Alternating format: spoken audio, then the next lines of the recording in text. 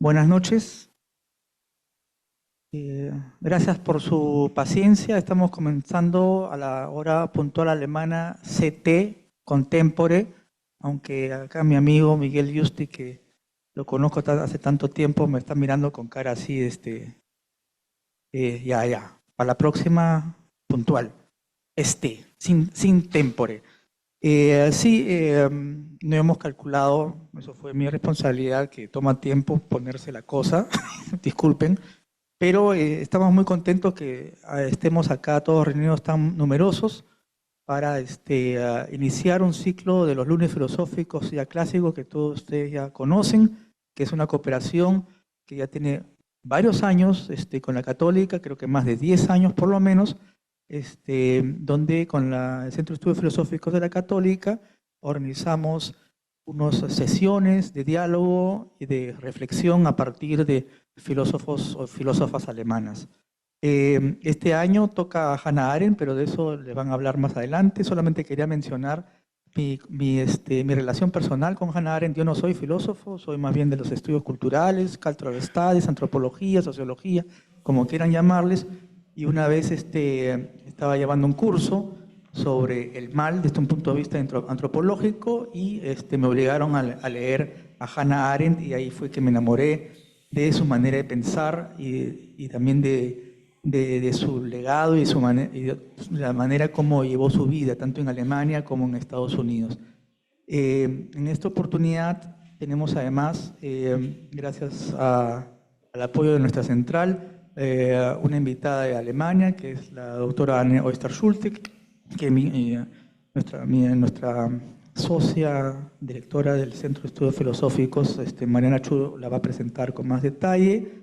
Y también quería aprovechar para agradecer a todo el equipo de ESIT, al equipo de Cultura, a Elena Tost, y también a nuestro nuevo director, el señor Christoph Bertrams, que está acá a la izquierda, con el afiche del ciclo que vamos a tener los próximos meses hasta octubre. Bueno, por favor, apaguen sus celulares, que no suenen. Tampoco es buena idea filmar porque distrae a los demás.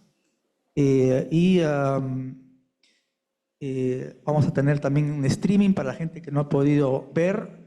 Y además, bueno, y un resultado positivo de esa revolución digital es que vamos a tener un archivo que vamos a subir al YouTube. Así que no es necesario ni siquiera que lo filmen. Después, si en el YouTube quieren sacar un pedacito y subirlo al TikTok, ya es cosa de ustedes, aunque con el copyright no sé cómo es. Pero bueno, esos son los nuevos tiempos. Las salas, digamos, las salidas de emergencia están señalizadas con esos letreros verdes. En caso que sea necesario, se retira una mitad para allá, otra mitad para allá, y traten no ir los ama contracorriente como cuando el mar se pone bravo. Nada más por nosotros. Esperamos que este ciclo y la sesión de hoy día sea provechosa, sea fructífera, que haya un diálogo muy interesante, que nos lleve algo más allá a pensar de lo que nos está pasando como sociedad peruana, global, alemana, etc.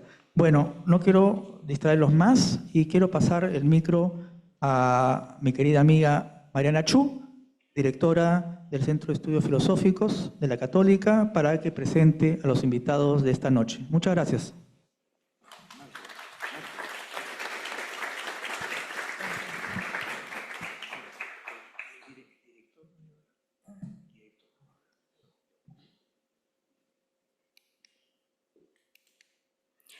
Buenas noches y bienvenidos a los lunes filosóficos de este nuevo año, este nuevo ciclo.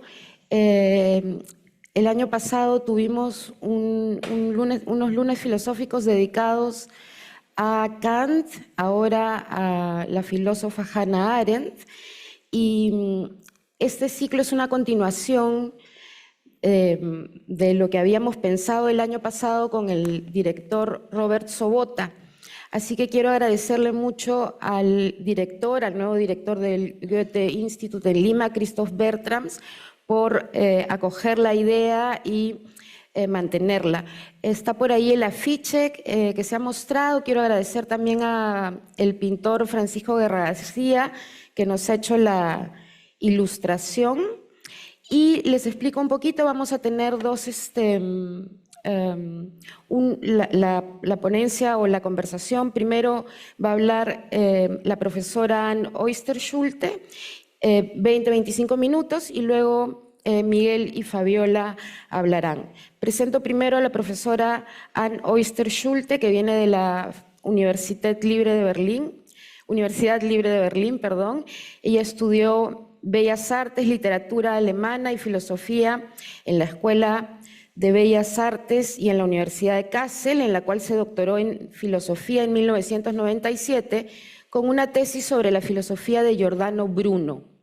Obtuvo su habilitación en Filosofía en el año 2006 en la Universidad Libre de Berlín con un trabajo sobre el concepto de verdad estética. Y en el 2007 fue nombrada profesora de Historia de la Filosofía en el Instituto de Filosofía de dicha universidad, en donde sigue ejerciendo la docencia.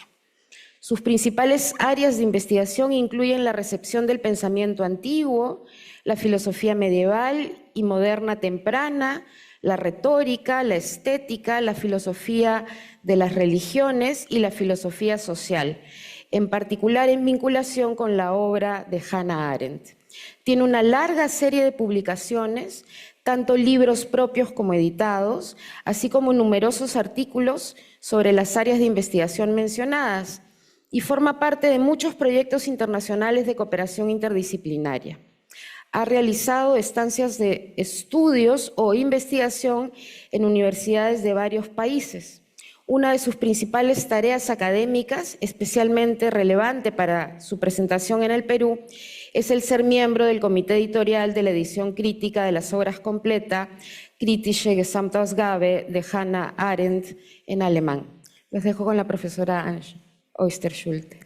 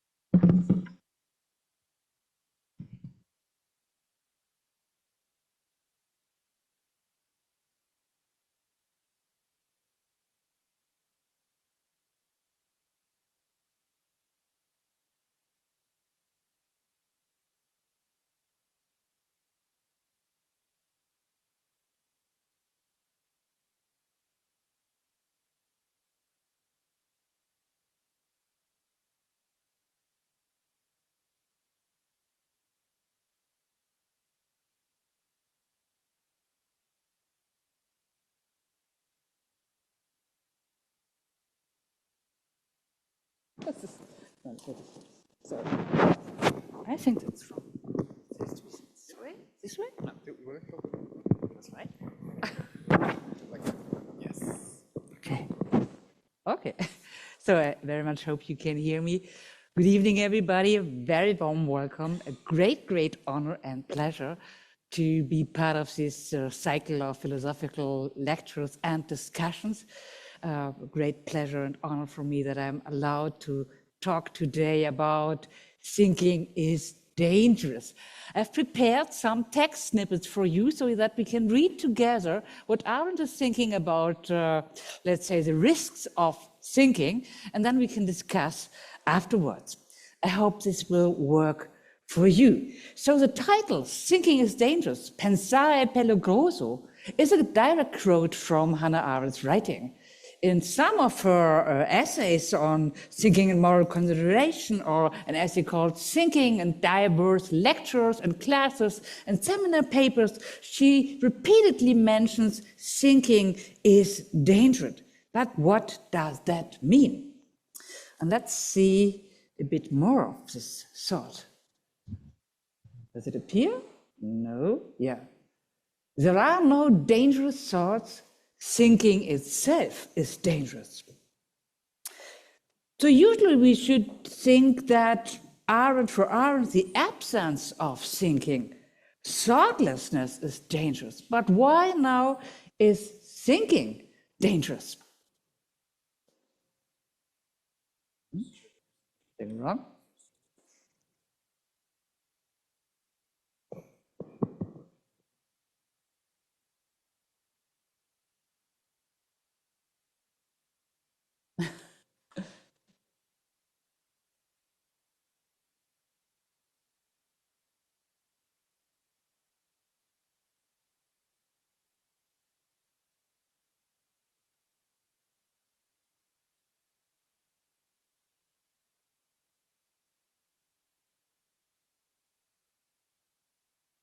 Now? Okay, let's continue. So, why is thinking itself dangerous? Let's have a bit more context to get closer to what is meant here. There are no dangerous thoughts. Thinking itself is dangerous. All critical examinations must go through a stage of at least hypothetically negating accepted opinions and values by finding out their implications and tacit assumptions. But this danger does not arise out of Socratic conviction that an unexamined life is not worth living. Arendt would always appreciate that. So Socrates was always examining what is thought, what is said, that's good. But now, the dangerous aspect of thinking is something else. But on the contrary, out of the desire to find results which would make further thinking unnecessary. So what makes thinking so dangerous is not the critical examination, but rather an attempt of some people to find a way to make the results so unquestionable that that there no further need of thinking, that thinking is unnecessary. And Arendt will question this idea. But let's first step into another discussion. As we all know, in her negotiation of what happened with Eichmann, she first raised the question of thoughtlessness as something that is very dangerous. Let's take a look at that and then come back to the other question. There are two questions she raised in her book, The Life of the Mind, where she talks about the risks of thinking. It's again the question, is the absence of thinking maybe more risky than thinking as a dangerous way of dealing with thoughts? Two questions. The first question is related to the Eichmann trial in Jerusalem and the question of the banality of evil, of thoughtlessness.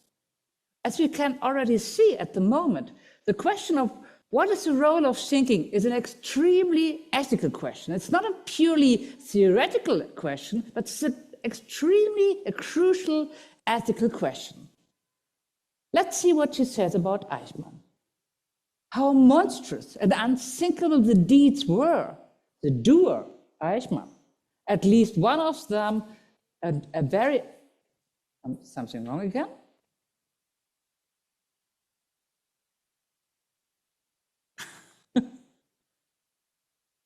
Have I to do that all the time? No. Okay, let's do that again. So what she was wondering about when she observed in the Eichmann trial his behavior is the following. How monstrous and unthinkable the deeds were.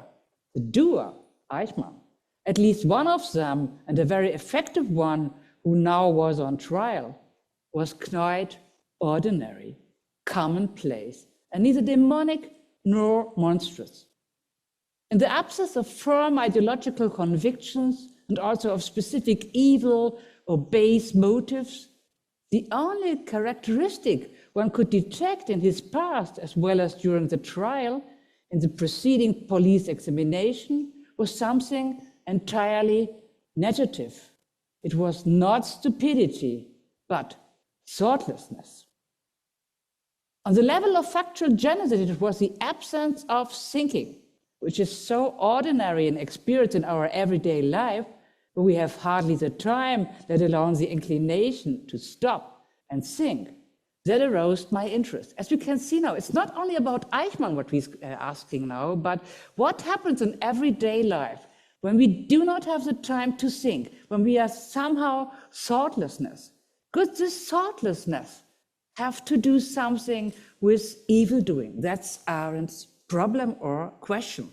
And she was get aware of that when she observed what Eichmann was doing. Okay. Move to the next. Doesn't work. Takes this way. I don't know. Just to move it? Doesn't work. Okay. And here we have the question. Should the problem of good and evil, should our faculty to tell right from wrong be connected with our faculty of thought? That's the question. Is thinking something that's important for the question of evil doing or not evil doing? The thoughtlessness I was confronted with sprang neither from oblivion or former, presumably good manners, nor from stupidity in the sense of inability to comprehend, not even the sense of moral insanity, where it was quite obvious in that matters that had nothing to do with so-called ethical decisions or matters of conscience. The question that imposed itself was rather, could the activity of thinking as such, the habit to examine whatever happens to come to pass or to attract attention, regardless of result in specific content, could this activity be among the conditions or even actually condition man such a way that they abstain from evil doing? So is maybe thinking something that saves us from evil doing? Is thoughtlessness something that leads us to evil doing? It's only a question, but Arendt raises this question.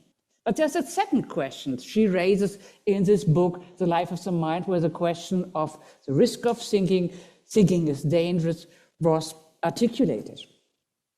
Now I try again if this works. Yes. Question 2, what is thinking?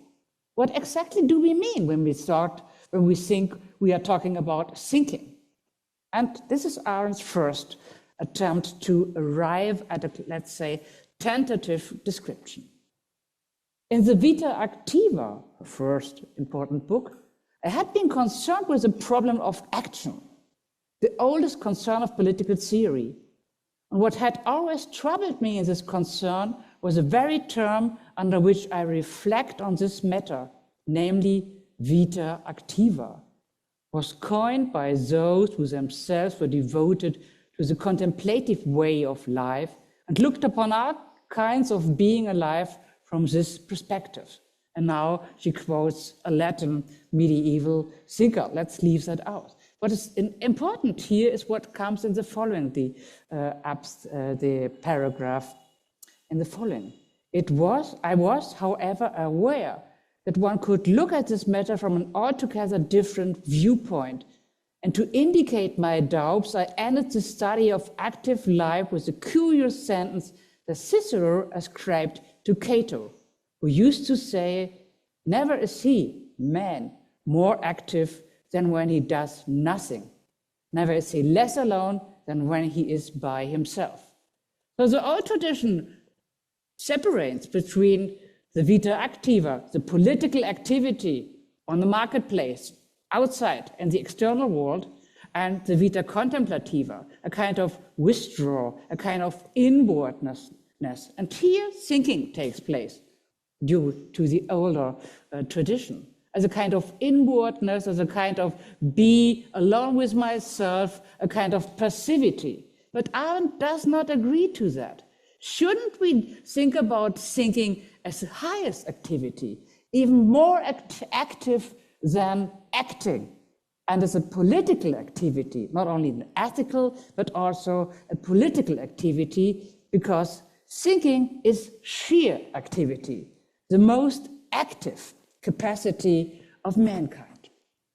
What does that mean for our question? Thinking is dangerous.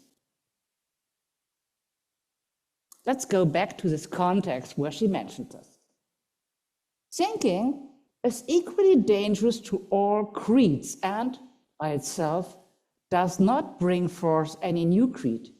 Its most dangerous aspect, from the viewpoint of common sense, is that what was meaningful while you were thinking dissolves the moment you want to apply to everyday living.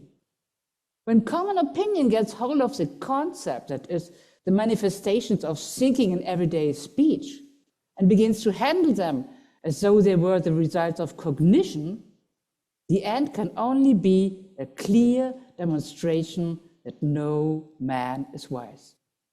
Practically, this means that each time you are confronted with some difficulties in life, you have to make up your mind anew. So this is a Socratic dimension or the Socratic procedure to ask, what do the concepts mean we are used to know, that seem to us meaningful, that seem to us, let's say, self-evident? Everybody seems to know what is virtue. Everybody seems to know what is right or wrong. Everybody seems to know what is freedom or progress or tolerance. But then go deeper into details and let somebody ask you, could you please explain to me what virtue is? And you start. And after a while you will see, as soon as I try to explain even more detail, I have no further condition. And this means you have to try to negotiate, to give a more detailed definition whenever you're confronted with a question, what does virtue in your everyday life, in your political sphere mean? If you try to act according to virtue, maybe you do not know what to do. And that's what she's talking about. Thinking is dangerous because we have to leave our comfort zones. We have to leave all kinds of self-evident. We have to start anew to become aware what exactly, let's say, virtue means, applicated to an everyday life situation.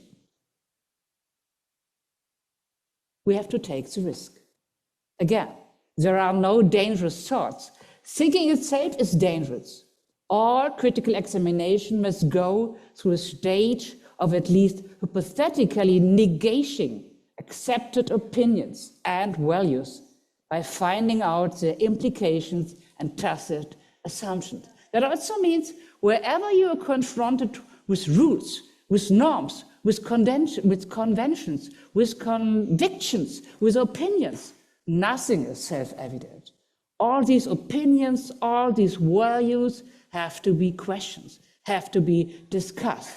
Maybe you will lose them. Maybe you will lose the ground.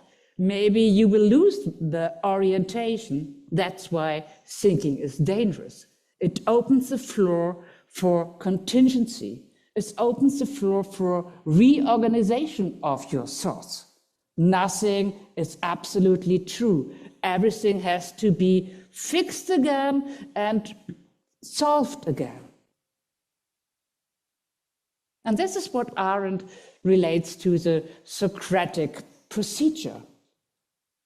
So I always give you the same sentence now with a bit more context to see where this leads to.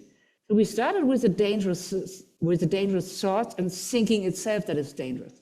We now see it's a kind of Socratic procedure to get out of the comfort zone of self-evidence and to question our seemingly everyday life opinions, our values, our norms, our rules, and to rethink them, to examine them, to investigate.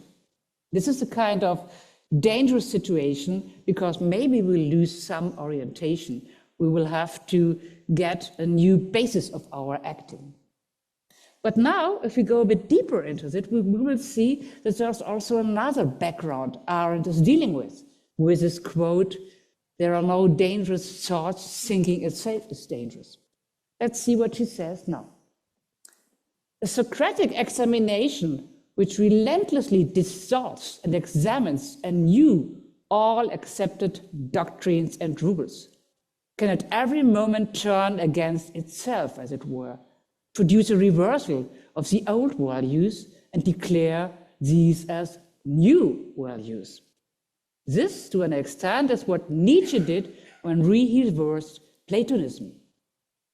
Such negative results of thinking will then be used as sleepily with the same unthinking routine as the old values. The moment they are applied to the realm of human affairs, it is as though they had never gone through the thinking process. What we commonly call nihilism, and attempted to date historically, describe politically, and ascribe to thinkers who allegedly dared to think dangerous thought, is actually a danger inherent in the thinking activity itself. And now, repeatedly, there are no dangerous thoughts. Thinking itself is dangerous, and so on. So what we see now, the question of dangerous thoughts are kind of dissolution by thinking. We lose our self-evidences. We lose our self-evident doctrines and rules. As soon as we try and start to examine them, we lose our old values. Can sometimes mean to establish new values. And this is what Nietzsche, for instance, does. Nietzsche, as a philosopher who destroyed all old values to establish new ones. But what can happen now? Also, these new values, you can't simply overtake them, but you have to examine them again. And that's what Arendt is talking about now. Now we are on the way to the problem of fatalism, fate, and necessity.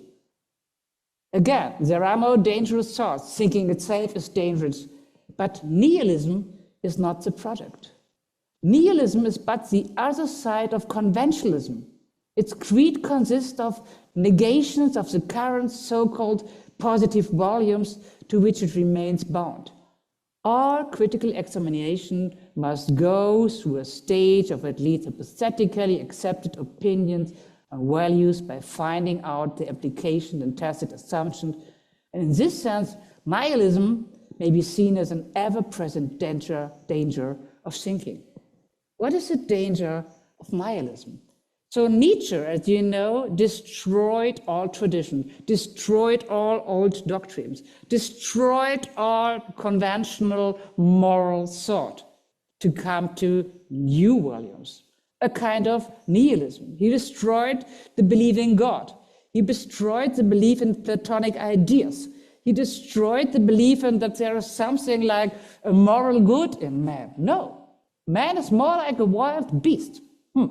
Why is that dangerous? Why is nihilism? So there is no, let's say, fundamental orientation. There is no good in the world. There is nothing the world is good for. It's simply there is nothing. Why is that so dangerous? Why is nihilism so dangerous from Arendt's point of view? And now let's see what Nietzsche says. To live dangerously, gefährlich leben. For, as Nietzsche said, believe me, the secret for harvesting from existence the greatest fruitfulness and the greatest enjoyment of existence is to live dangerously. What does it mean? Build your cities on the slopes of Vesuvius. Send your ships into uncharted seas. Live at war with your peers and yourselves. Be robbers and conquerors as long as you cannot be rulers and possessors. You seekers of knowledge. Soon the time will be past in which you had to be content hidden in the forest like a shy deer.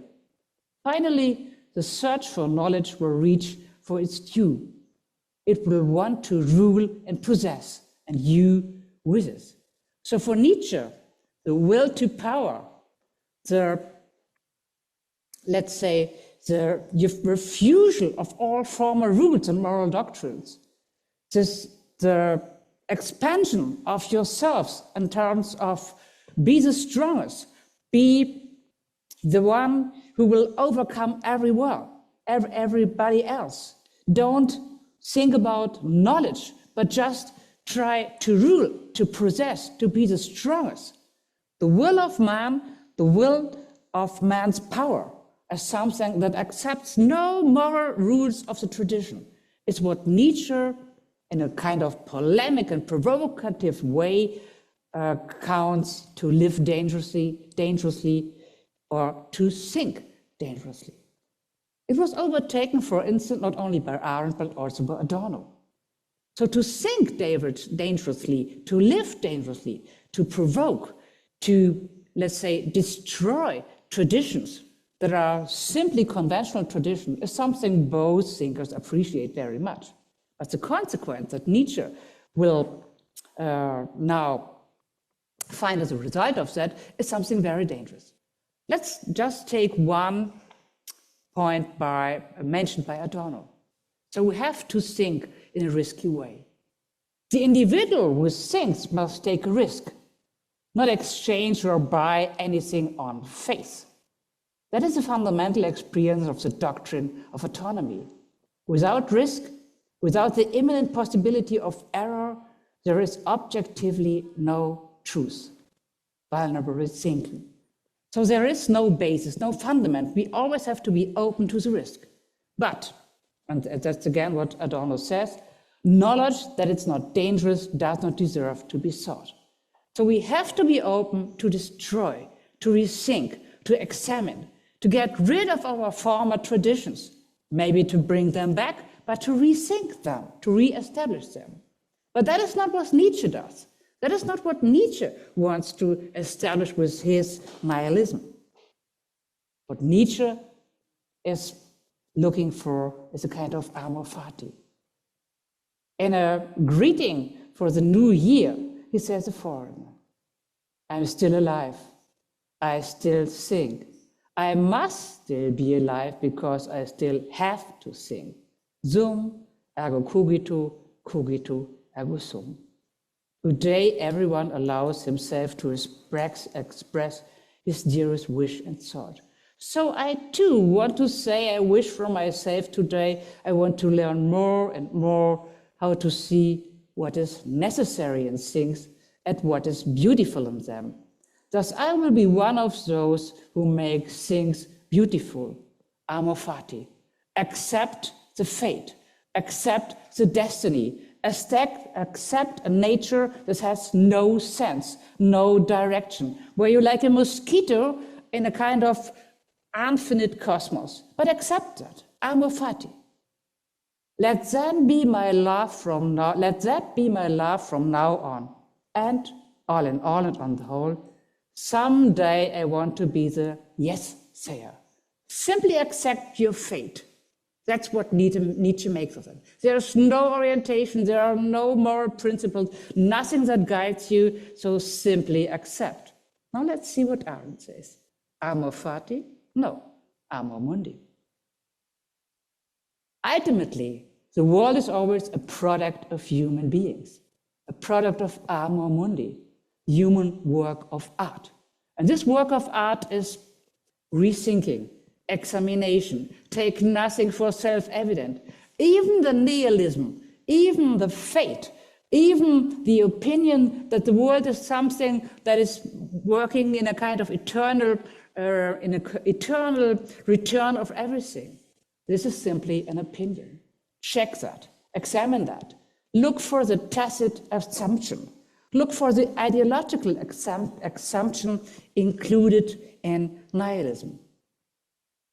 Again, there are no dangerous thoughts. Thinking itself is dangerous. But the danger does not arise out of Socratic conviction that an unexamined life is not worth living, but on the contrary, out of the desire to find resides which would make further thinking unnecessary. And that's the main point for Arendt. Maybe there are lots of philosophical approaches, like the nihilism, like the thinking in terms of fate, like the thinking in form that history has a theology, like the thinking in forms of progress. So there's something that runs in one direction and we can do nothing but simply accept, where Arendt says, no, this is a narrative. And we have to negate this because this is a negation of freedom and free will. Progress became the project of mankind, which acted behind the back of real men. personified force. So many theories, philosophical theories, Arendt is examining, teach that there is no free will. There is no possibility of man to decide. There is no place for moral judgment because there's a kind of process in the world. May it be the historical process or a kind of materialized process or a theological process, but there is no freedom, no liberty, there's no free will. And Arendt accused many philosophical concepts that they try to deny the possibility of freedom with concepts of progress, as if there were a kind of invisible hand in the back of human mankind, a driving force in history, and we have no chance to act freely. And Arendt refuses that strictly. And that's why thinking is dangerous, because thinking destroys all these kinds of, let's say, alternative-less concepts of there is a history, there is a sense, there is something like a driving force, there's something that moves us forward.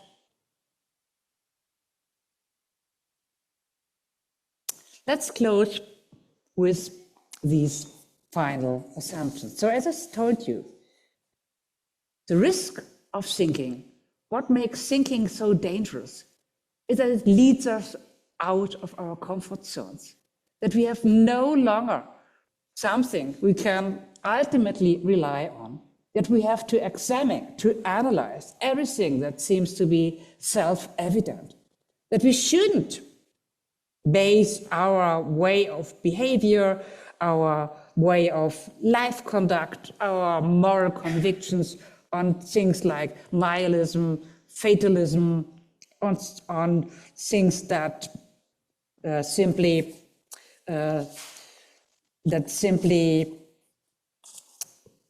can I say that does not allow us to act freely, to make decisions, to interact with others, because it seems like it all seems to be determined in our world. Also in the way that civilization, industrialization, economic systems seems to be without a kind of playground, without a void, without a space where we could act freely. But Arendt would completely deny that. What is, let's say, the background of all these ways of thinking in systems for Arendt, of thinking in terms of fate, of thinking in terms of fatalism, nihilism, is the philosophers fear to open their mind to contingency. There's always a future, but you have to stay this openness. You can't calculate. You can't make decisions for the future. You have to act in the very moment when something appears, when something happens. Then you have to make your decisions. This fear of contingency for Arendt is a kind of fear to react to thinking as something that is dangerous, to practice thinking as a risk. And what do the philosophers do?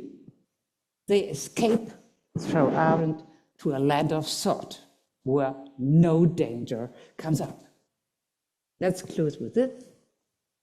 It is as though at the very end, the thinkers of the modern age escaped into a land of thought, Kant, where their own specifically modern preoccupations with the future, the will as a mental organ for it, and with freedom as a problem, had been non-existent. Where, in other words, there was no notion that a mental faculty corresponds to freedom as a faculty of thinking to truth.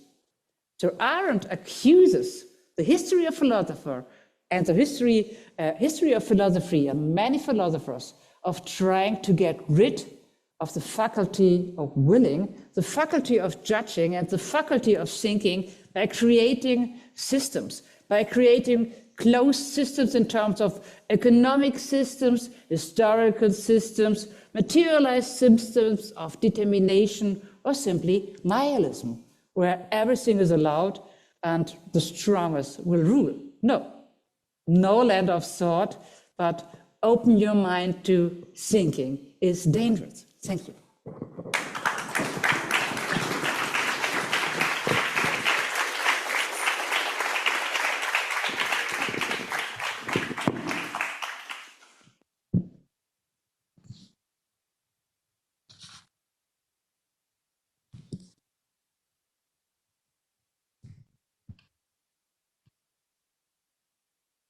Muchísimas gracias a la profesora Oesterschulte.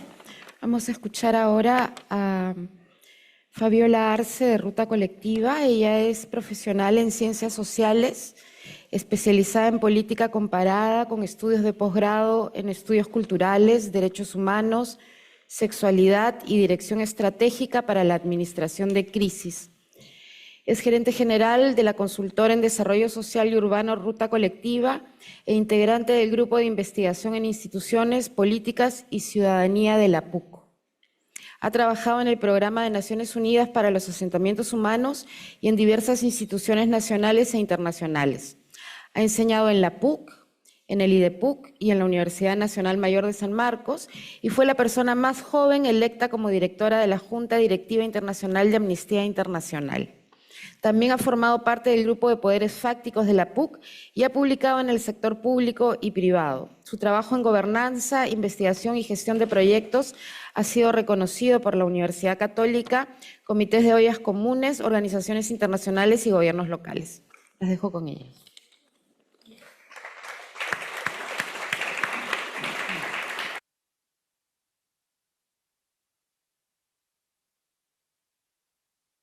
Hola.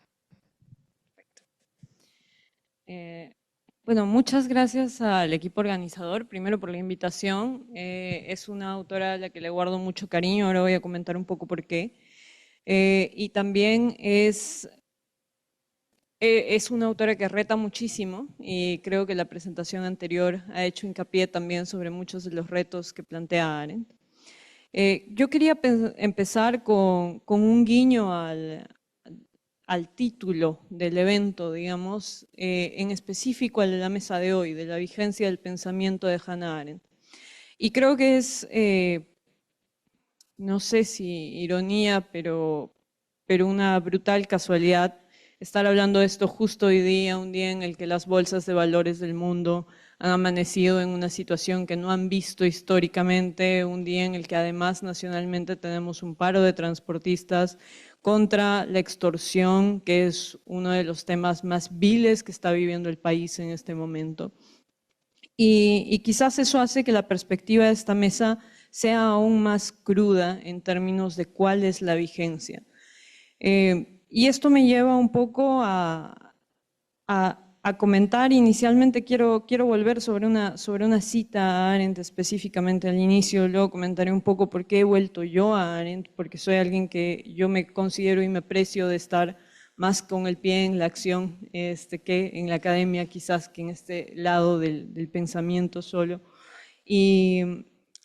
Pero ha sido determinante quizás por eso mismo tener siempre a esta autora como referencia inicial.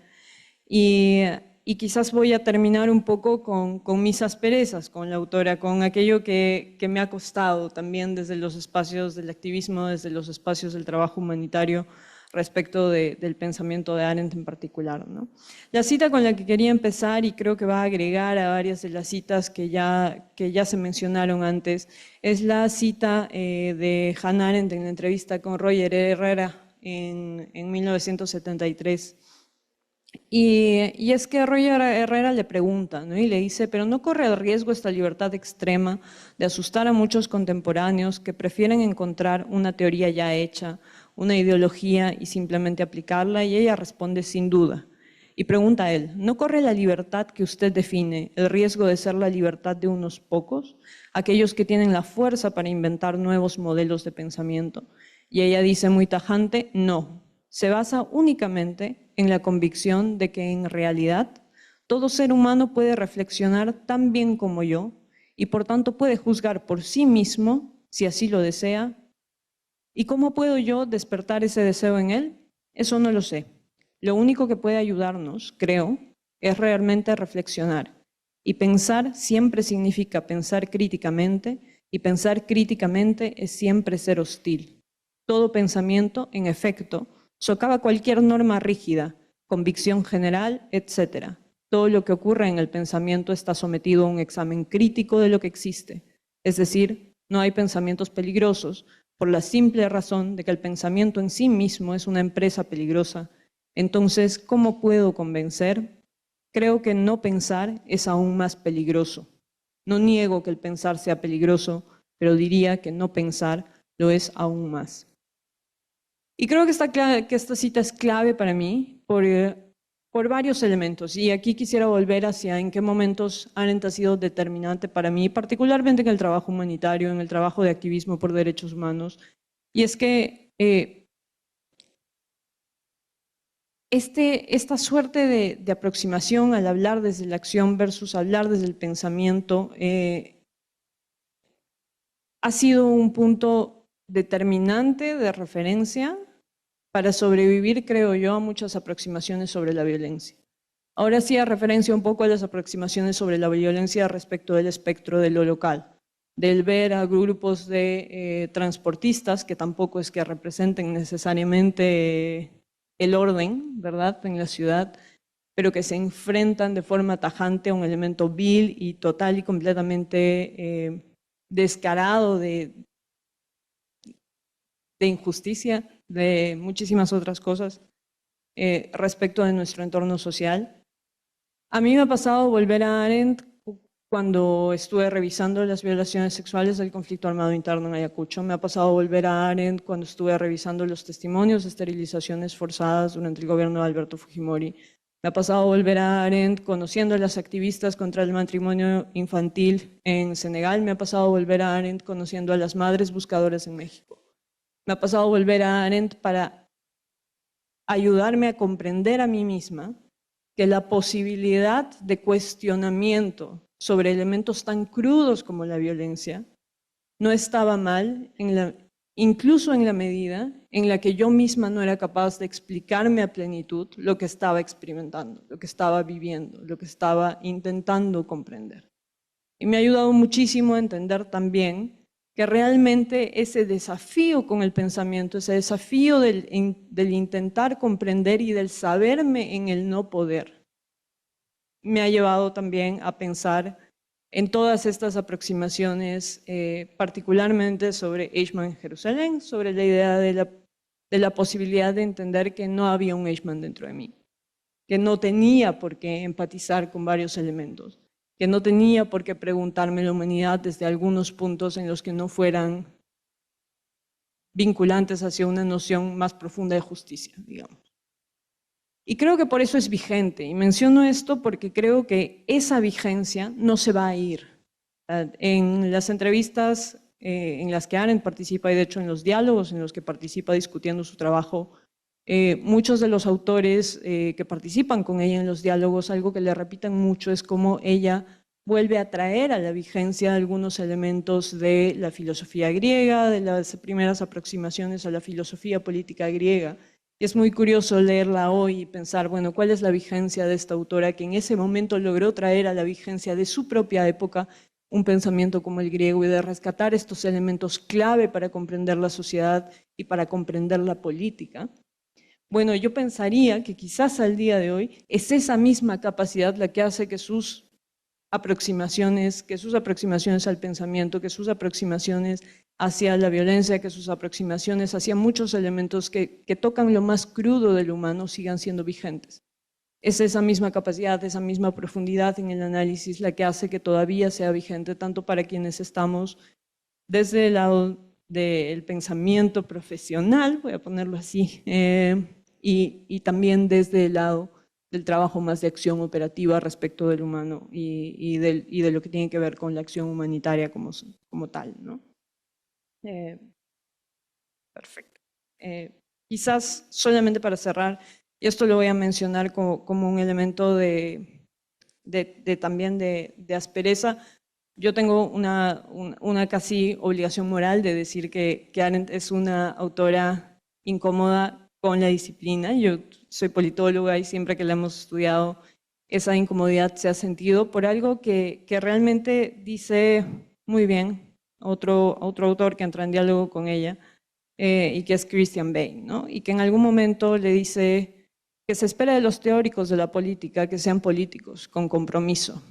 Y ella se planta muy fehacientemente en que el compromiso fácilmente puede conducir a un punto donde no pensemos. Lo he mencionado muy bien antes, pero creo que aquí todavía hay mucho que decir y hay mucho en lo que tenemos que volver a pensar a Arendt. Más aún ahora, y con los políticos que tenemos a nivel global, con un Trump, con un Aliaga en lo local, toca pensar realmente cuánto efectivamente estamos pensando no solamente desde los espacios del pensamiento profesional, por así decirlo, sino también desde los espacios que ella buscaba reivindicar, que son los espacios de la vida diaria, del pensar en lo diario, del pensar desde la ciudadanía, del pensar desde lo común, del pensar desde el día a día. Y con esto solo voy a cerrar con una aspereza que yo todavía tengo con la autora, y con todo lo que la quiero, la sigo teniendo. Y espero que seguramente que lo van a tocar en varias de las otras mesas que siguen. Pero pues ella hacía esta distinción muy clara entre los problemas sociales y los problemas políticos. Yo no sé si esto es un error de fábrica por la profesionalización dentro de la ciencia política, pero a mí todavía esa distinción me cuesta, y todavía particularmente porque justo estoy en lo urbano y pues los ejemplos que ella usa son sobre vivienda y me cuesta todavía más, ¿no? Me cuesta todavía más calarlo. Y quizás, no sé si ahora, pero si durante el ciclo de conversatorios, ojalá haya chance de volver sobre ello, va a ser muy interesante seguramente.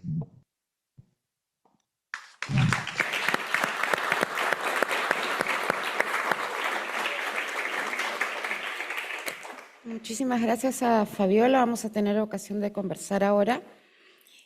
Voy a presentar a Miguel Yusti. Él es filósofo, profesor de la Pontificia Universidad Católica del Perú, donde ejerce los cargos de director del Instituto de Democracia y Derechos Humanos, coordinador de la Red Germano-Latinoamericana de Investigación y Doctorado en Filosofía, Filored, y coordinador del Grupo de Investigación sobre la Actualidad del Pensamiento de Hegel. Él hizo sus estudios de filosofía en universidades del Perú, Italia, Francia y Alemania, donde se doctoró en la Universidad de Tübingen bajo la dirección de Rüdiger Büttner, con una tesis sobre la filosofía política de Hegel. Tuvo una beca de investigación de la Fundación Alexander von Humboldt para estudios postdoctorales en la Universidad de Frankfurt, bajo la dirección de Jürgen Habermas, y posteriormente en el Archivo Hegel de Bochum, bajo la dirección de Walter Jeschke. Se ha especializado en historia de la ética, ética contemporánea y filosofía del idealismo alemán, temas sobre los que dicta cursos y seminarios y sobre los que ha publicado muchos libros y artículos. Bueno, muchas gracias. Ayer, domingo 6 de abril, en el diario El País, la escritora famosa Irene Vallejo, muy conocida también en el Perú, escribe una columna, la columna de los domingos en El País, con el título Craso error. Una expresión que todos usamos en castellano. ¿Por qué se dice craso error y por qué escribe Irene Vallejo sobre el tema? Craso es el nombre de un político romano, Marcus Licinius Crassus, que era muy famoso en Roma porque era un hombre con una fortuna gigantesca, obtenida, por supuesto, con malas artes. Era un traficante de propiedades y de terrenos, un especialista en criminalidad organizada, y se le conoce como uno de los hombres más ricos de la historia del Imperio Romano. Por eso fue buscado por políticos más profesionales para asociarlo al ejercicio del poder, y formó el primer triunvirato del Imperio Romano con Julio César y con Pompeyo. Claro, el problema es que la riqueza o la ambición es insaciable y que este buen señor Craso, en en un momento al final de su vida, en realidad era relativamente joven, se embarcó en una batalla con el propósito de incrementar aún más un poder que ya era inmenso y cometió un error gravísimo y murió en esa batalla. De donde se le conoce por haber cometido ese grave error y de allí viene la expresión craso error en castellano.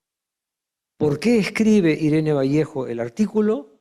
Porque se está refiriendo a la connivencia entre el poder político y el poder económico en el gobierno de Roma, que por supuesto es para ella una alegoría de la situación actualmente reinante en los Estados Unidos. Pero eso no es todo, sino que en la última parte de su artículo, Irene Vallejo dice todo esto se encuentra en Hannah Arendt. Y cita un texto de Hannah Arendt de los orígenes del totalitarismo, del que cito yo ahora un par de frases, pero ese es el final del artículo de Irene Vallejo. En la era del imperialismo, dice ella, los hombres de negocios se convierten en políticos y son aclamados como hombres de Estado, mientras que a los hombres de Estado solo se les toma en serio si hablan el lenguaje de los empresarios con éxito. Y continúa la cita. Entonces yo pensé, Irene Vallejo debe haberse enterado de que tenemos un ciclo de conversatorios en Lima y entonces ha dedicado su columna a preparar el terreno para este conversatorio. Me pareció una coincidencia o una sincronicidad asombrosa. Pero me voy a referir ahora a este conversatorio, aunque cambie un poco el tema. Estamos muy contentos y agradecidos por la visita de la profesora Anne Oyster-Schulte en el Perú. Hemos tenido, y con algunos de ustedes también, una experiencia muy bonita el viernes por la noche, en la Noche de la Filosofía, donde también tuvimos un conversatorio, y es también una experiencia de complicidad con el Instituto Goethe. Y quiero contar aquí una anécdota, porque como ha dicho la profesora Mariana Chu, el año pasado tuvimos un ciclo de conferencias, no conversatorios, que se llamó Kant en el siglo XXI. Pero el director del Instituto Goethe, el señor Robert Sobota, ya en el mes de septiembre del año pasado, nos escribió diciéndonos que quería pensar en el ciclo de este año. Y nos mandó un documento de decenas de páginas que se llama, el documento, Política Exterior Feminista del Ministerio de Relaciones Exteriores de la República Federal de Alemania. No dice política exterior de género o favorable a la mujer, no, feminista. Feministische Außenpolitik des Auswärtigen Amtes, etc. O sea, nos manda ese documento y nos dice el señor Sobota que no estaría mal hacerle caso al documento y procurar dedicar el ciclo de este año a algún tema en el que pudiese resaltarse más la participación de la mujer, siguiendo los lineamientos del Ministerio alemán. Él mismo nos propone que dediquemos a lo mejor el ciclo al pensamiento de Hannah Arendt, porque se iba a celebrar, a conmemorar este año los 50 años de su nacimiento, de su fallecimiento. Y nosotros le dijimos que por supuesto que sí, que de todas maneras que el tema nos interesaba mucho. Ahora voy a eso. Y además nos dijo que sería bueno cambiar de formato y no solamente tener charlas individuales largas, sino más bien diálogos conversatorios. Así es el Instituto Goethe. El Instituto Goethe siempre tiene una iniciativa, una opinión, una propuesta que hacer. Y por eso es que hemos ido cambiando los formatos dependiendo de la coordinación con el instituto. Pero, claro, había que pensar en 7 conversatorios, 21 personas que participan, como se ve en el afiche y se ve en el anuncio, y hay que decir que le hicimos caso al documento del ministerio alemán y que hay 16 mujeres participantes en los conversatorios y 5 varones. De manera que hay una clara aceptación de la feministische Außenpolitik. Pero lo que quería... Bueno, una especialista en Hannah Arendt, mexicana, muy famosa, hizo un comentario al anuncio diciendo cómo me gusta este ciclo porque hay tantas mujeres que participan en él, ¿no? Bueno, hubo una receptividad muy grande a la propuesta de organización de este ciclo, porque, como ha comentado ahora Fabiola, el clima de protesta en el Perú, la necesidad de reaccionar contra la regresión de la cultura de los derechos humanos, entre ellos también los derechos de género, y no solo en el Perú, el avance del autoritarismo, el negacionismo creciente en el país, en un país tan marcado por las desigualdades. Bueno, muchas mujeres académicas peruanas se entusiasmaron con la organización de este ciclo y, digamos, aceptaron con mucho entusiasmo participar en él. Me queda un minuto. Digo, pensar es peligroso. También Fabiola se ha referido a que eso es especialmente peligroso en el Perú, ¿no?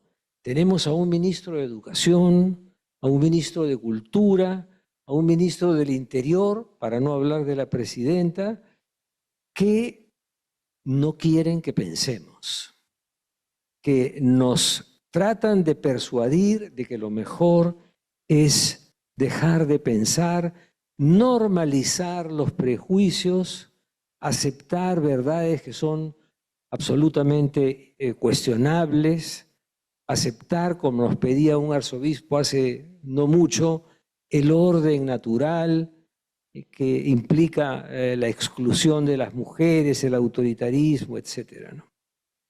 Por eso es, creo yo, que el ciclo fue aceptado con tanto interés, con tanto entusiasmo. Para mí también fue una sorpresa que hubiese un grupo tan grande de especialistas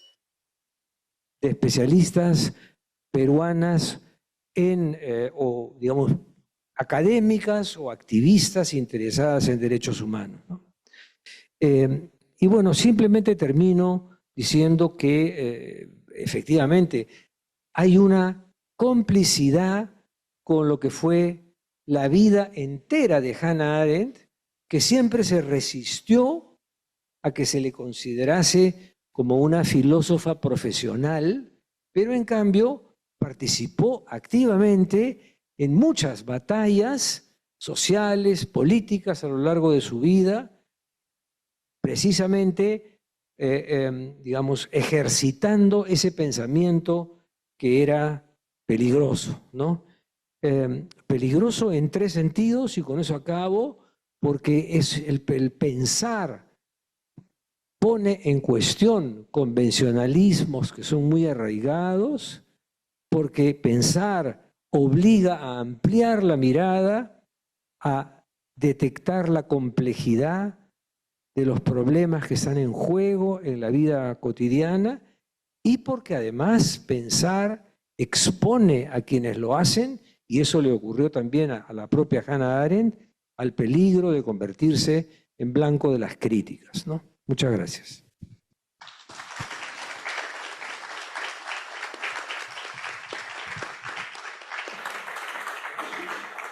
Muchísimas gracias, Miguel. Tenemos ahora tiempo para preguntas del público. No sé si alguien se anima, si podemos prender la luz.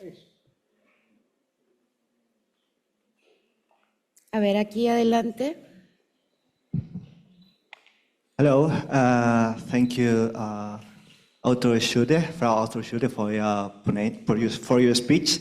I wanted to make a question for you because I was thinking that, okay, thinking is dangerous, but for whom, right? Because I think that according to what you have said, that thinking is like a method, right?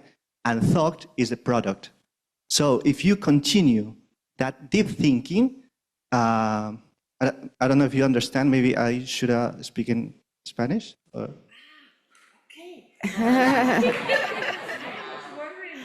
Repite, si pudieras repetir rápidamente. Yeah. No problem. Yeah.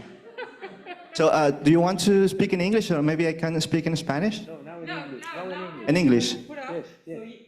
Okay. Yeah, that's right. Back to Spanish. I was completely confused. Oh, yeah. I know. Well, I was...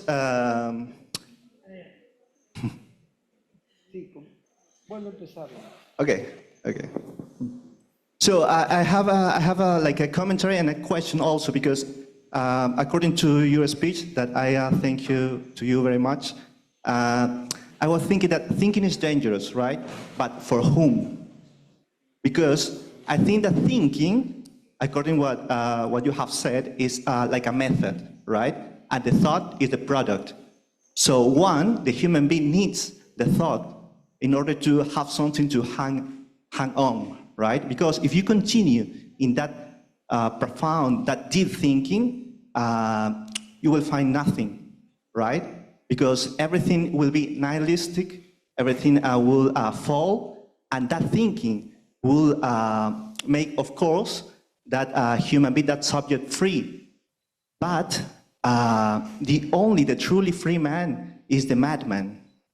So that deep thinking could be dangerous for the subject itself, while the not thinking at all could be dangerous for the other. That's my commentary. Thank you. Yeah, I can understand what you are going to say, but let's say from the Arendt perspective, I would not agree. For whom, I think there are different positions. For whom? First, of course, it's the person, the thinking person itself. For who it's dangerous to leave conventions, convictions, opinions, rules, self-evident, seemingly self-evident, let's say, moral orientation to get into the nothing. Yeah, but this nothing is not nihilism, as some people try to argue, Arendt would say, but those would talk in terms of nihilism or in terms of the eternal, the return of the self, a circulation, there is no development, there is simply nothing, there is no orientation, then she would say, yeah, that's a kind of denial of what we have. What we have is human freedom and human judgment, the human ability to think and to get together and to negotiate what our moral convictions could be. So to negotiate them and to set the human being free to use your potential to be a really moral human being and not to rely on, oh, there is no orientation, there is no sense in nature, so there's simply nothing, so let's do whatever we want or whatever we are driven to, let's follow our will to power. No. For Arendt, that's a bad execution to say, to take the risk or to take the, let's say, the responsibility, because you are not alone. It's not only about you and what you feel with your nothingness in the world, but it's always a collective task to organize a social life with rights for everybody that guarantee a kind of healthy, safe state of behavior for everyone, looking to the future and to the future generations. So you can't say, as Nietzsche say, as long as I'm not the ruler or the possessor, let's be a robber or a murder or destroy everything. It completely doesn't matter anything. No, you have a responsibility for you, for the other, for your, let's say, community, and for the future.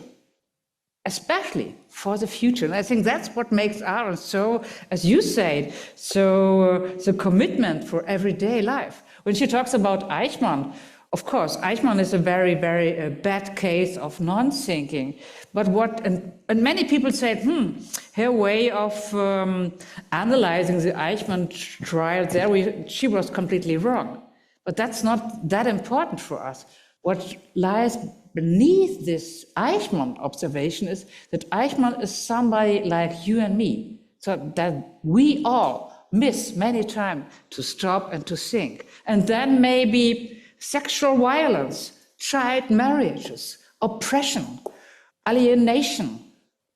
I walked yesterday through the streets and I saw many people laying on the ground, completely poor. Who takes care for them when I walk around?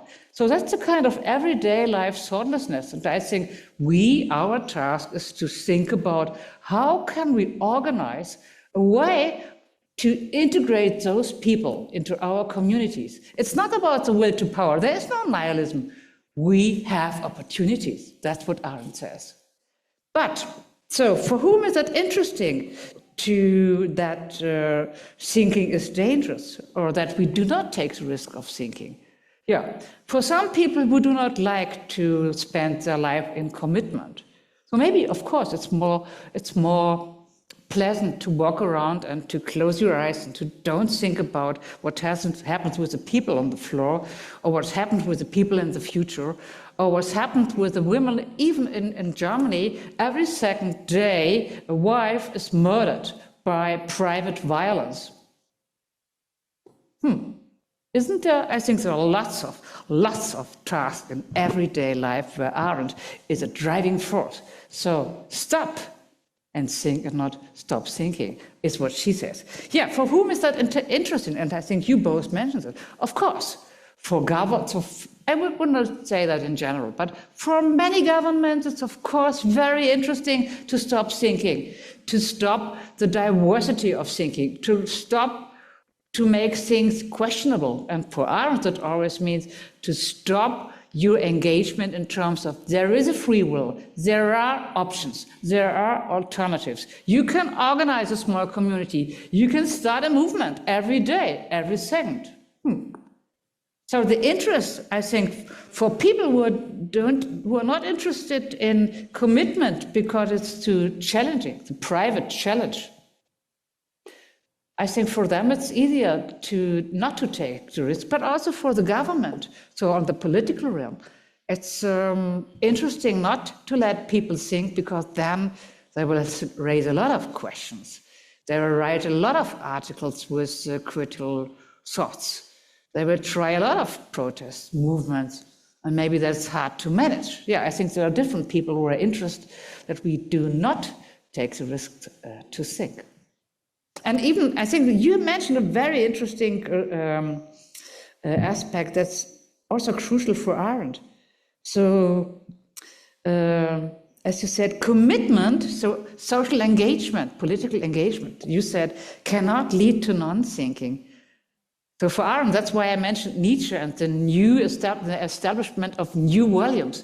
So this is no suspense of thinking. As soon as you have new values, everything is in order. No, because as Arendt says, people who are used to obey to old values will take over the news. In Germany, after fascism and after the totalitarian regimes with the Nazis, where people where people used to murder everything and to be anti-Semites and to be racist and to be anti-communist and extremely brutalist and so on. Afterwards, of course, they change their mind and take over the new values.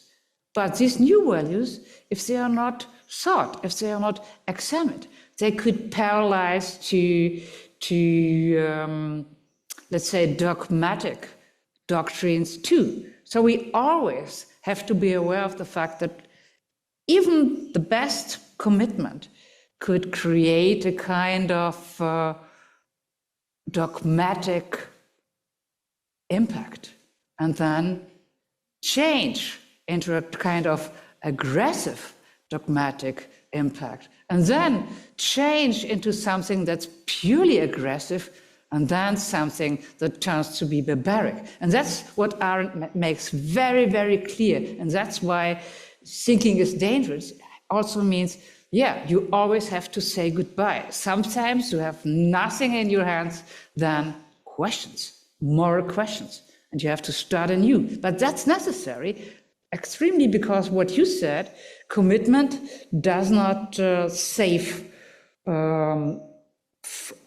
in terms of a new establishment of aggressive power. And I think every country where different political movements are in a kind of conflict situation, and I think that's also what's happening here, takes the risk that these movements may start with the best intentions, turn to a new aggressive, destructive power. And that's why new values itself is nothing for good, but we have to rethink and to question these new values time and again. That's what Arendt thinks. Gracias. Hay otra, Víctor Casallo.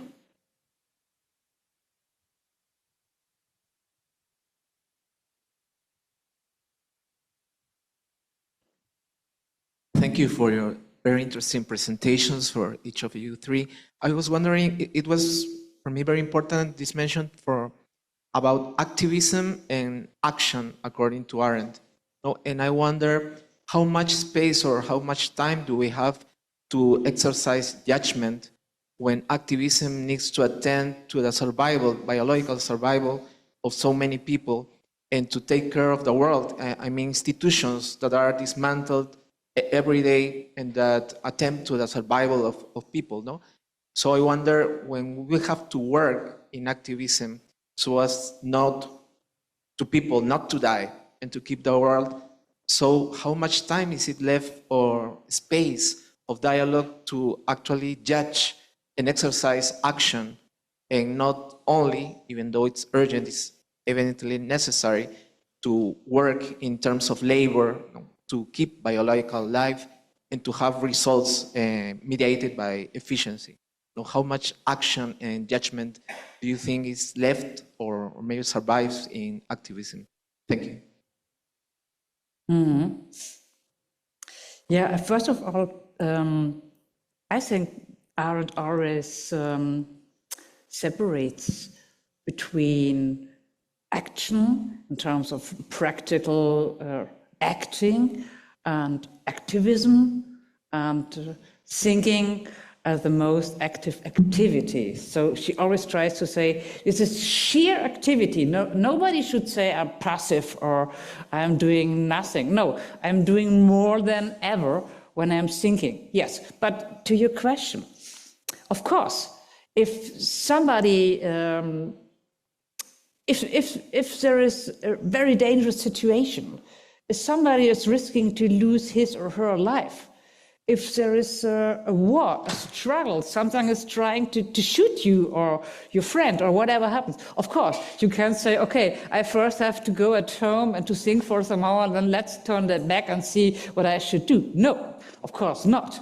At that moment, you should be able to act at once, and you should know what you have to do. But how can you know what you have to do? I think well-educated people, that's not academically, but educated in the way, in terms of the Socrates model. So those who never let anything happen without examining, won't lose so much time. So when you read the newspaper, you can think about what is written there. Is it a propagandistic thought? Is it a neutral thought? Is there a tendency within that? So there are lots of opportunities. What we do now, what you can do in the bus, what you can do when you're walking around, going for shopping. You can start a discussion with the person you're walking along.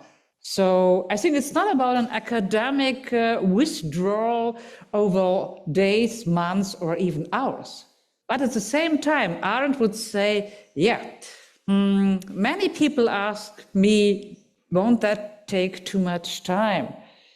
So shouldn't spontaneity be something that does not take time? That's right. In the moment of where action is requested, you should be able to decide and do. But there should always also be time to withdraw. And she wouldn't accept to say, no, there is never time. She would say, that's the ideology of our society of restlessness. We always have to do dates. We always have to have appointments. We always have to answer and to reply to our SMS and text messages and emails and whatever happens at once. Why? There is no eternal rule that we have to do everything at once. Take your time. Sometimes let things go. Withdraw and think. And I think there will be enough time because there's such a lot of nonsense we have to do. Think alone of bureaucracy. Bureaucracy, for art, is something that makes us completely engaged in nonsense and consumes our time. So I would say, if you once in a while do a bit more sabotage on bureaucracy, we will gain a lot of time to withdraw once in a while, to think about what to do in terms of in situations where sexual violence is happening all over on the street, where people are robbed or murdered in the bus. So what do we have to do? Sometimes it might be better to meet with some friends and to discuss, and then next time to help the bus driver, I would say, and to leave some bureaucratic things in the back. Get rid of them. Quizás quería agregar solamente un punto sobre esa pregunta, y es que yo creo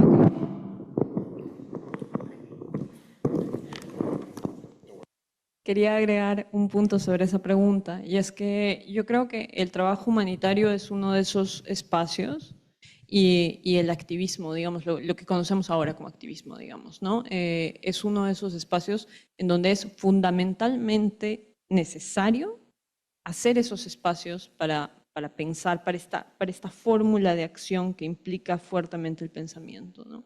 Para esa fórmula de una acción en el nosotros que se proyecta hacia el futuro, reflexionada también como desde el pensamiento en sí, por un tema bien simple, y es que el trabajo humanitario y el activismo no están exentos de burocracia.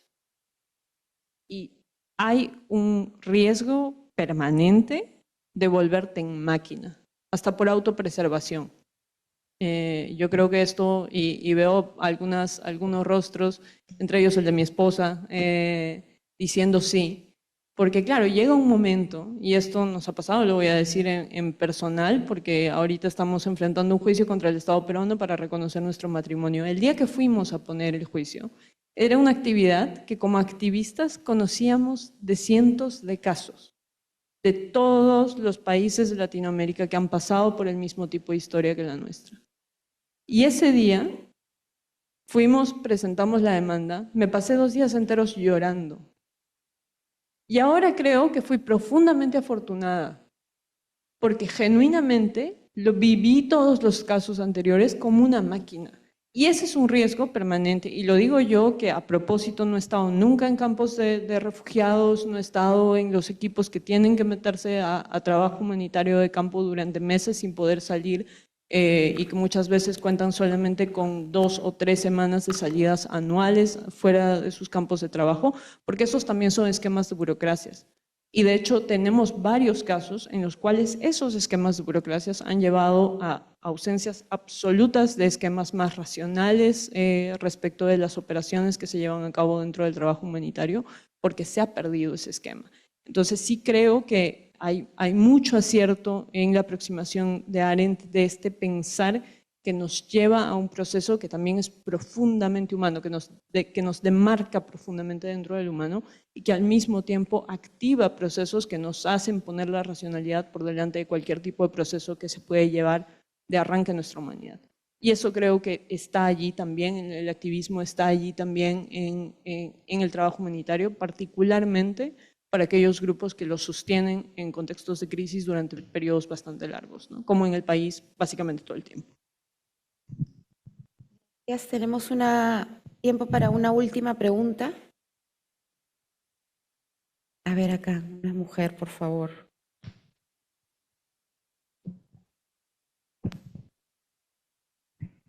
Buenas noches. La pregunta es para el doctor.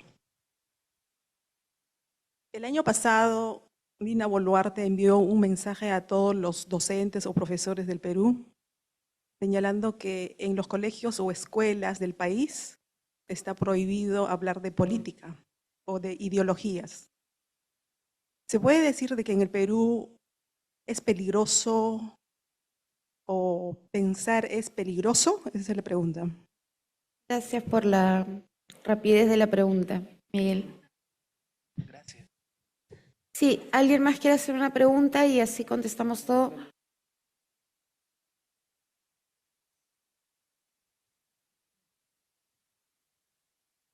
Sí, I will be on English. I studied also social psychology, and I remember two experiments in the USA, the case of Kitty Genovese, that allowed the social psychologists to speak about the non-helping syndrome, Genovese syndrome, to look how another person is brutally violated and murdered. That was the case of Kitty Genovese. It was a scandal in that time, 67, something like that. And this originated a lot of studies in social psychology about conformism, about pro-social behavior, and so on.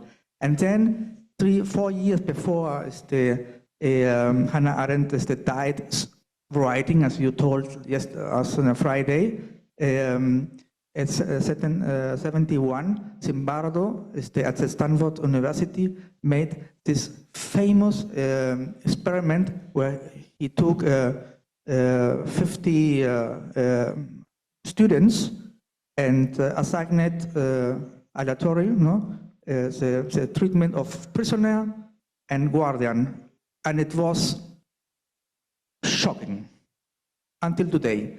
So my question is to the 3 to 4 what to do with this kind of knowledge of the social psychology that is so animal, or not animal, but so brutal, and it is like in our genetic to be brutal sometimes.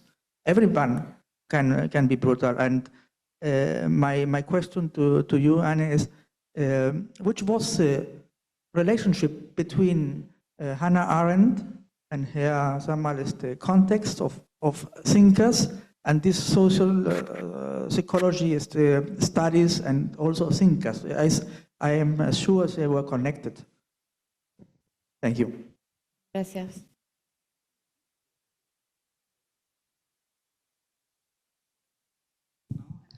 Bueno, la pregunta iba dirigida se refería a la,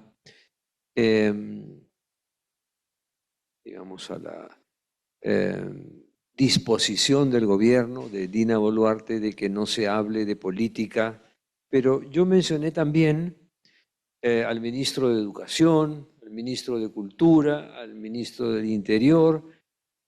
Hay una, se podría decir, una fuerte tendencia en los políticos que nos gobiernan en impedir que pensemos. O sea, el pensamiento pensar es peligroso, dice Hannah Arendt, porque pensar obliga a cuestionar, a poner en cuestión las convenciones o las ideas estereotipadas de la sociedad o aquello que nos impide avanzar, ¿no? El negacionismo es una forma muy fuerte de rechazar el pensamiento, ¿no? Y hay algo que se me quedó grabado, que tenía apuntado para comentar, que es una idea del filósofo Kant, a la que también se refiere Hannah Arendt, que es que Kant tiene un texto donde se refiere a la libertad y al pensamiento, que es este texto, que es la Ilustración, ¿no? Y en ese texto dice Kant que ser libre es pensar. Fíjense, ¿eh? Pensar por uno mismo es ser libre. Ya esa combinación entre ser libre y pensar no es tan evidente, pero eso dice Kant, una persona es libre cuando piensa. Pero usa una metáfora, una expresión latina, que es atrévete a pensar, sapere aude. Aude es un modo imperativo del verbo audere en latín, y uno dice, ¿por qué tendría Kant que decir atrévete a pensar? Porque pensar es peligroso, porque hay que tener el valor. Entonces, en ese mismo texto dice Kant, la mayoría de las personas no quiere pensar. La mayoría de las personas prefiere que haya, como dice él, tutores, Vormünder, ¿no? Que le digan a uno cómo debe ser, como el ministro de Educación o como ¿cómo se llama? El ministro de Cultura o la señora Boluarte. Entonces digo, ese es el vínculo, creo yo, que explota también Hannah Arendt, de asociar el pensamiento a la libertad de las personas y al valor que hay que tener porque uno se expone cuando cuestiona verdades establecidas, ¿no? Anne.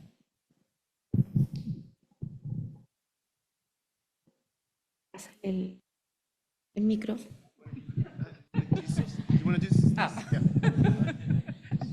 Thank you. Sorry, I'm confused. Yeah, I very much like what you said, pointing to Kant's essay on what is enlightenment and the sapere aude, so dare to think. But I would even add that this is also connected with, let's say, the courage or the encouragement not to do that at home, but in the public sphere.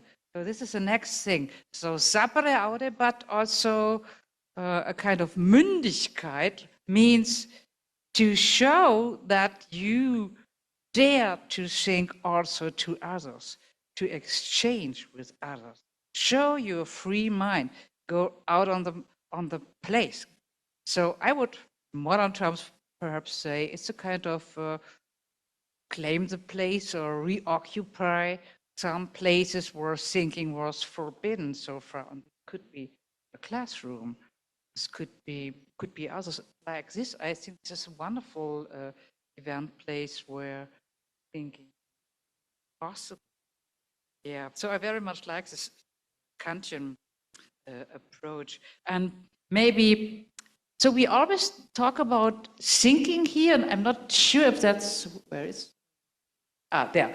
If that matches your question, but I would like to add that, at least in her latest writings, Arendt differentiates, as we all know, differentiates them even a bit more. And then she says, there we have thinking, so this capacity to reflect, to put into question, to dissolve something that seems to be self-evident, and to establish it anew. And we have this capacity of judging and to include as many other positions as possible. Also, this Kantian idea of aesthetic judgment now turned into the political judgment, but in between there is willing, and that's for Arendt extremely important. What she says as a capacity of our mind as an organ for the future.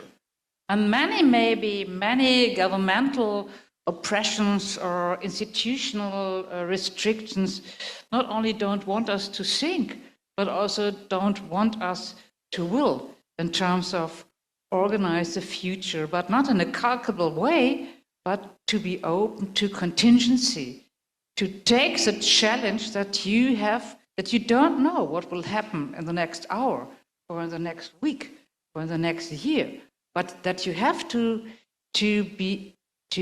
develop projects for the future, to want the future. I think that's also what Arendt calls amor mundi. And that's not only always pleasant. Sometimes she says you have to endure the suffering. So you have to manage the mourning and the grief of the persons you have lost. But you have to think with your organ for the future, with your willing for, let's say, future generations, innovations, for things you can do in terms of dare to do something, dare to go out, dare to meet with others and to discuss about possibilities. There's always something that could happen or shall happen. And that's why she does not make a plan, but she's always full of hope. When some people come together and rely on the capacity of thinking, the capacity of willing and judging, something can happen, and this can always happen. And we can plan that. So it's not to organize a revolution, but I would say it's a kind of preparation, to be well prepared for the moment, like in Benjamin, the Messiah comes in a moment, for that moment where the revolution could start, and then we are prepared. And I think it's not only about knowledge or rationality, because for Arendt, I would say thinking and the expression of thinking is language bound. It starts with the way we deal with language.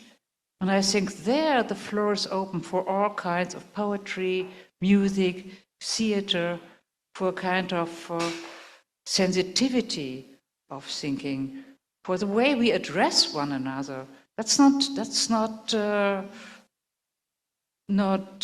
something we should not take care for. Right, the opposite.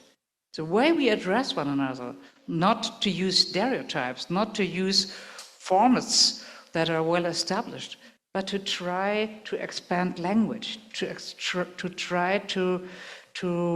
try out ways of reaching one another with different tones, even especially those who are not academics, especially those with artworks, with musics, with specific ways of performances. I think is something where still a lot to do too. So it's not about knowledge, it's about make things understandable, make sense of something. Try to make things understandable by deliver even more interpretations, for instance, by literature.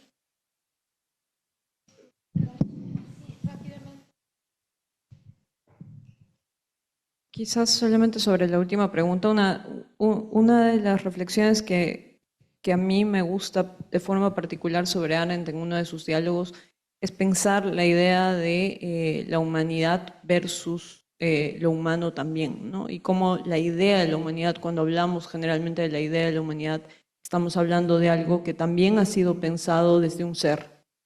Y no desde un ser como en oposición, sino desde un ser que ha imaginado la humanidad. Y muchas veces nos referimos a ese concepto como si ese fuera el concepto de nosotros. Y creo que adentrarnos sobre eso también nos dice mucho respecto de también cómo nos posicionamos en la relación de poder. Y allí quizás sobre el ejemplo, y creo que es un ejemplo que lo has mencionado muy bien, nos tiene que hacer reflexionar muchas cosas, pero quizás sobre el ejemplo yo pondría en cuestionamiento también si la figura de guardián, si la figura de fuerza armada, si la figura de policía es una figura que se muestra en el poder, si es un yo que se muestra. Yo creo que allí hay más elementos que analizar y creo que es precisamente ese yo que no se muestra en la figura del poder bajo esta careta de lo que quiera que le digamos, ¿no? Del fuerza armada, del policía, del escudo, de lo que quiera que sea, también hace que ese vínculo no sea el vínculo de una construcción del vínculo social, de una construcción de un vínculo de poder incluso. Porque allí hay elementos en los cuales esa careta también se ha direccionado hacia la ruptura del vínculo del poder, hacia la eliminación del otro en el vínculo social. Y creo que allí hay más elementos en los cuales efectivamente eso entra en juego y que tienen que ver mucho también con cómo estamos pensando alrededor de la humanidad, de lo que nos imaginamos cuando decimos la humanidad y de incluso en las cuestiones de lo vil, cómo imaginamos que es esa humanidad respecto de lo vil y desde dónde lo estamos planteando. Muchísimas gracias, Fabiola. Ayúdame a apagar eso. ¿No? Sí, ayúdame. Págalo.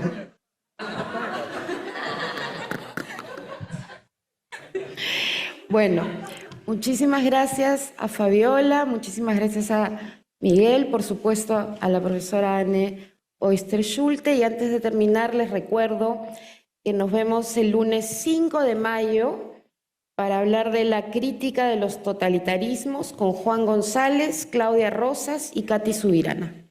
Muchas gracias por venir.